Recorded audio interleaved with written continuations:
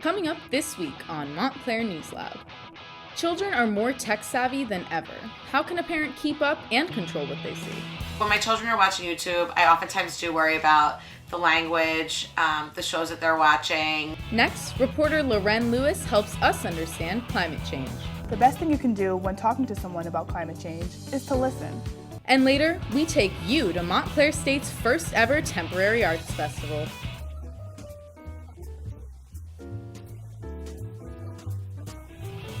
From the School of Communication and Media at Montclair State University, this is Montclair News Lab.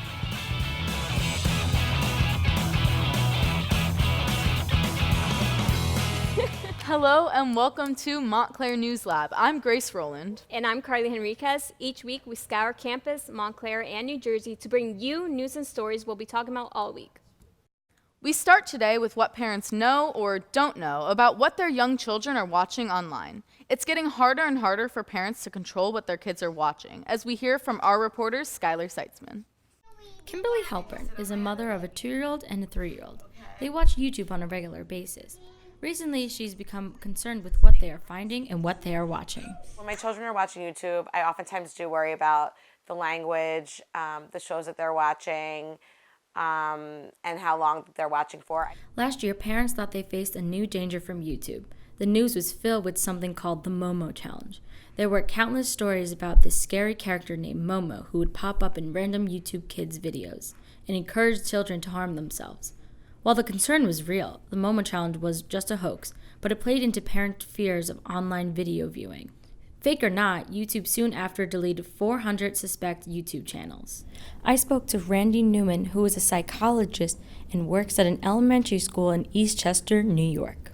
Parents need to really enforce safety measures and know what their children are watching, because things could come up or kids can Google things that they're really not ready to see or really developmentally not ready to understand. Even when there is no safety issue, there is still the problem of children watching hours and hours of YouTube videos. According to Variety, younger viewers watch 2.5 times more internet videos than TV. With his mother's permission, we spoke to 7-year-old Joel Berger. What do you like to watch on YouTube? Violent video games. Like what kind of video games, Joel? Like Roblox and Fortnite and stuff. I stopped watching it, but I still watch. Why'd you stop watching it? Because I watch way too much. His mother, Michelle Berger, acknowledges the dilemma. Problem is there's a game called Roblox, and there's many different umbrellas under that game. So you could search for Roblox videos, and something could be completely innocent and benign, and then another part of Roblox can come up that would be completely not sanctioned by a parent because it's scary, inappropriate, not for his age group at all. While there are no easy answers for parents, experts say they should be more aware and alert of what their children are watching and how long they are watching it for. From Montclair News Lab, I'm Skylar Seitzman. Continuing our look at young children and their viewing habits, I recently sat down with social media expert and a professor here at Montclair State, Dr. Joel Penney. I started off by asking Dr. Penney, why has there been an increase in the amount of children that are watching videos online? Well, the biggest thing about something like YouTube is that kids can choose exactly the kind of content they want to view. They have almost an infinite amount of choice and customization. So kids, for instance, are particularly interested in video games and watching people play video games, like the Let's Play kind of streaming, that kind of thing. And that kind of content is not available on television. That's very what we call niche content in media. And it really applies to very specific interests. And the internet, in terms of internet video like YouTube, is very good at supplying people with very niche, very targeted kinds of videos. So they're basically speaking to exactly what our kids are interested in versus television, which is going for a much broader audience. It's broadcasting. And so it's maybe geared towards that age group, but it doesn't have that finely tuned sense of, a particular passion like video games that seems to be driving so much interest on YouTube views. So some of the stuff that the kids want to watch may be considered inappropriate for their age. So how do you think parents can feel more in control over what their kids are watching? Well, I've seen a lot of guidelines given to parents how to monitor your kids' social media and how to monitor their internet use. It tends to be a lot of just involvement rather than kind of blanket restrictions. Of course, there are content restrictions that come in. I mean, certain YouTube videos are, tagged as, for a mature or adult audience only. So part of that is happening on the platform side. But yeah, there is a lot of stuff on YouTube that is clearly not something that parents want their kids to see. So, and there's a lot of organizations that actually look at this kind of stuff, that are looking at parenting and helping kids with media and media literacy. And a lot of that has to do just with involvement, talking to your kids about what they're watching, as opposed to, again, putting all these restrictions on it that might actually not be so effective. So do you think that being exposed to like YouTube at such a young age can be harmful for these kids? Well, the harms could be very relative to the specific content, right? There's millions and millions of videos uploaded probably every day on YouTube, so some of that could be harmful, yes, some of it less so. There's been some particularly concerning trends. For instance, these kind of pranksters who create stuff that looks like a cartoon that kids want to watch, and then all of a sudden it's like something totally inappropriate or gross. So, I mean, parents have to watch out for that kind of thing.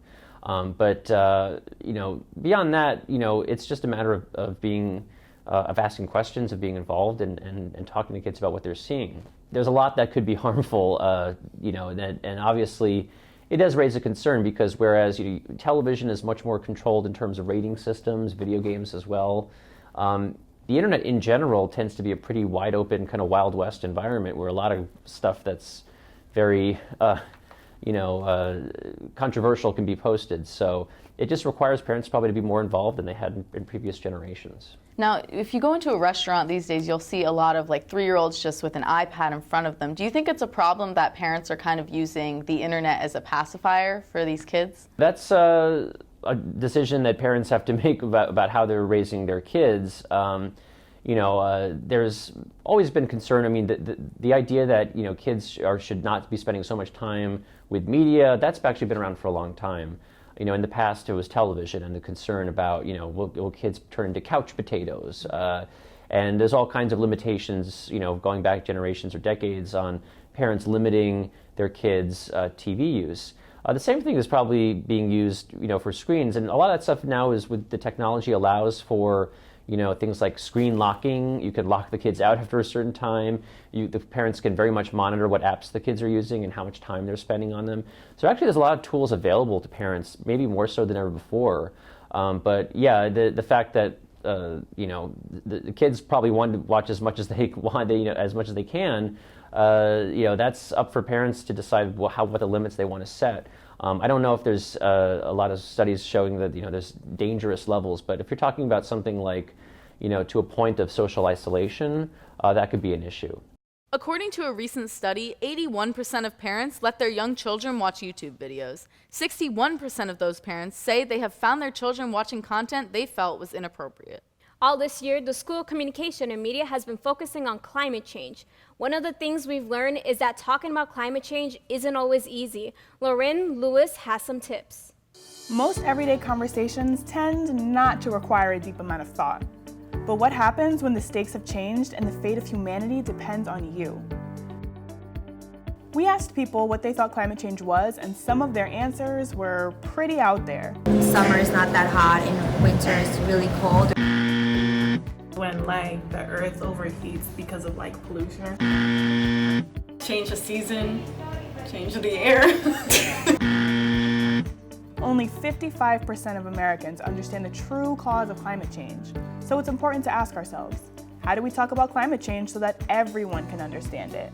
For starters, it's important to know that climate change is 100% real and 100% caused by humans. The biggest misconceptions are one that scientists still don't understand what is causing it or whether it even is real. It's about finding the right way to connect it to what people already care about. You don't have to convince them to suddenly become a tree-hugging environmentalist that cares passionately about polar bears. The best thing you can do when talking to someone about climate change is to listen. Ask for permission to have a conversation with the person and make it about them. It shows that you're interested in what they have to say. Once you've heard their version of climate change, ask them if you can offer some of your own knowledge. Connect what you think to your personal experiences with climate change, and then bring it back to your friend's point of view. The bottom line, communication is key. One of the blessings and curses of climate change as an issue is that it's so all-encompassing, it touches every single human being on the planet. Understanding is the first step to taking action. The world is changing and it's happening right now in front of us. So, now that you know what climate change is and how to talk about it, how will you begin to make a difference? On November 15th, we'll be hosting an hour-long conversation on the effects of climate change in New Jersey. We're gathering some of the top experts across the state, as well as reporters who cover climate change. You can see our special right here on Channel 34 this Friday at 7 p.m. WMSC, our school's radio station, recently won an exciting award. George Jemgoshen tells us all about it. We'll be right back. Don't go anywhere. Hi, News Lab. George Jemgoshen from WMSC. We had a lot of great things happen over the week. For instance, our social media directors Alyssa Salvato and Molly Jenkins traveled to St. Louis, Missouri for the College Broadcasters Inc. Awards. And guess what? They came away with Best Social Media Presence. Thanks a lot, guys. Also, the guys over at Sons of Liberty interviewed Soledad O'Brien, an award-winning journalist and documentarian, about her new documentary, Hungry to Learn, which follows two MSU students about their incapabilities of getting food and homeland security. With that being said, we hope you enjoy our programming, and back to you guys in the studio. Now, let's take a look at some upcoming events around campus. The Martha Graham Dance Company will be performing Appalachian Spring at Alexander Kasser Theater beginning Thursday, November 14th through Sunday, November 17th. Student Life at Montclair will be hosting a casino night. Students will be able to learn how to play casino games and possibly win some prizes. The event will take place at the Student Center Ballrooms on November 19th from 7 to 10 p.m. Do you have a hidden talent that you want to show off? Then come on out and perform at Montclair's Got Talent. November 21st from 7 p.m. to 10 p.m. in the Student Center Ballrooms. The highly anticipated American Dream Mall located in East Rutherford recently opened to the public, well, at least partially. Phase 1 saw the opening of Nickelodeon Universe and an indoor ice skating rink back in October. Later this month marks the beginning of Phase 2, which includes the opening of DreamWorks Indoor Water Park on November 27th and the Big Snow Indoor Ski Slope on December 5th. The rest of the 3 million square foot mega mall is scheduled to open on March 2020. Some art is not meant to last. Montclair State held its first temporary arts festival, where students used creative thinking to express themselves. Let's see what it was all about. We're here at Montclair State University, where the first ever temporary art festival will be held. There's lots of activities planned for today, including ice sculpting with a chainsaw. Behind me, you can see the ice block, but there's a lot more activities. We collaborated with Dr. Parker's class and created the temporary arts festival. What are you guys looking forward to today? Personally, not to be biased, but pumpkin painting. But otherwise, I think all the events are equally as fun. Like, we have kinetic sand, like chalk painting and all that. So I just feel like it's just perfect. Like, you know, like I feel like everything's fun here. I teach a couple of things. I teach the creative thinking class. This particular activity is a creation of the creative thinking class. It's temporary art, so we have like bubbles, we have hula hoops, chalk writing. We have an ice sculptor coming in, and we have music. We have people spray painting cars, and just temporary art, but just trying to do something fun for the school, you know. Creativity is what you do. Genius is a state of mind. And my first artist to come in here was an ice carver. And talk about temporary sculptures. I started out ice sculpting in Boston back in the early 80s. I always enjoyed food decoration, fruit and vegetable carvings. I found a niche in it, and then when I moved back to New Jersey, I decided to go full time, and I'm in business now 29 years. I'm looking for involvement from as many people as possible. I'd like students to go by and just be entertained and amused. It's a lot of fun, and it gives me the opportunity to express myself and express all my interests. I'd love my students to learn how to do something creative, entrepreneurial, and social, and make a social change. Are you ready for the photo of the week? Are you asking me? I am. Each Yes. week, Professor Thomas Franklin sends us a photo from his photojournalism class. This week's photo comes from sophomore Naj Weaver. Oh my God, Mr. Mary Poppins! He's having fun on a rainy day, that is Oh for my sure. God, I hate rainy I wish I could click my heels like that. Yes! Follow us on Instagram and Facebook at Montclair News Lab. Tweet us at MSU News Lab. Also, visit our website, montclairnewslab.tv, for more. Thank you for joining us today. From Montclair News Lab, I'm Carly Henriquez. And I'm Grace Rowland. See you next time.